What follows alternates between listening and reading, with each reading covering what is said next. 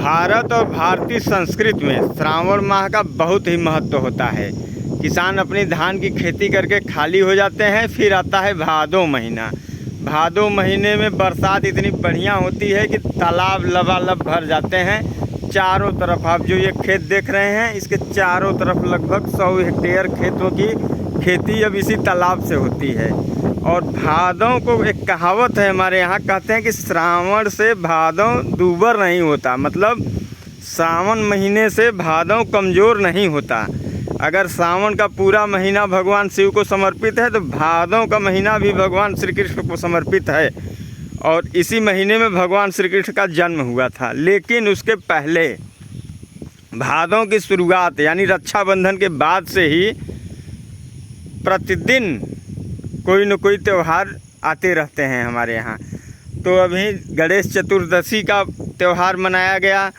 गणेश चतुर्दशी ख़त्म हुई, फिर आता है आपका गणेश चतुर्दशी के बाद हलष्ठी छठ, जिसे ललही छठ भी बोलते हैं। ललही छठ में किसान के घर की महिलाएं या बाकी अन्य महिलाएं भी, चूँकि भारत ही पूरा कृषि संस्कृति से और ऋषि संस्कृति से जुड़ा हुआ है, तो आज हम हलष्ठी छठ की तैयारी के लिए आए थे। जो तालाब आप देख रहे थे, इस तालाब का नाम है सोनबरसा। बुजुर्गों ने बड़ा अच्छा ही नाम दिया था। यहाँ पे हमें हर चीज़ पूजा की सामग्री मिल जाती है, खजूर, आम, बैर, बेल, जो कुछ भी हो। लेकिन हलष्ठी के दिन ये है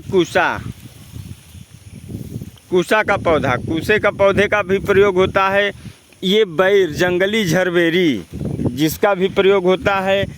और ये आपका है पलास भी एक जंगली पौधा है। इसके पत्तों पर प्रसाद और तमाम चीज़ें रखी जाती हैं पूजा के लिए। और इसमें हमने महुए की डाली तोड़ के रखी है, जो कि ये महुए के पत्ते हैं, इसमें भी पूजा होता है। और हलष्ठी की एक खूबी है, हिंदू संस्कृति के सारे त्यौहार जबकि मनाए जाते हैं, सारी पूजा गाय के दूध और गाय के गोबर से होती है। लेकिन हलष्ठी माँ की पूजा पूरा का पूरा भैंस पर आधारित है और एकदम आदिवासी कल्चर आप मान सकते हैं। भैंस के दूध से पूजा होती है, भैंस की दही, महुए का फल का प्रयोग होता है, जो कि आपको मीठे के रूप में। और एक फसल होती है तिन्नी, जिसे बोया नहीं जाता, वो प्राकृतिक रूप से जलाशयों में, जल भंडारों के आसपास होती है। और उसका प्रयोग करके चावल बनता है, ब्राउन चावल उसको बोलते हैं। तो सब कुछ मतलब प्राकृतिक चीज़ों का ही उपयोग होता है इस पूजा में। और उसी के लिए हम अपने तालाब सोनबरसा पर आए थे, जहाँ से सारी व्यवस्था ले जा करके रखेंगे घर में। 10 बजे से पूजा स्टार्ट हो जाएगी।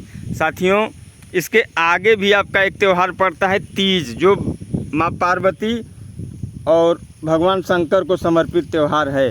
तो इस प्रकार हम आगे बढ़ते हैं और घर की तरफ अब चलेंगे। आगे हमारे सब्जी के खेत हैं, वहाँ से सब्जियाँ लेंगे और फिर निकल लेंगे।